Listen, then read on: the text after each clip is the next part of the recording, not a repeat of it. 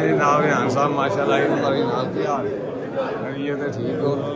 हाँ जी नाम की हाल है और ना से ठीक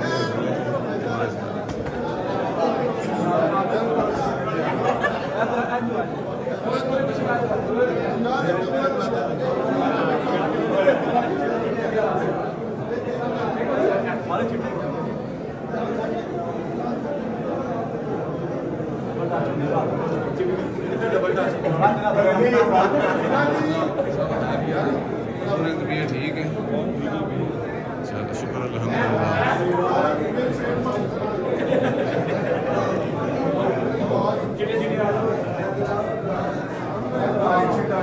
और जी नदीम साहब की हाल है से ठीक है खैरियत है घर पर सब है माशाल्लाह जी माशाल्लाह।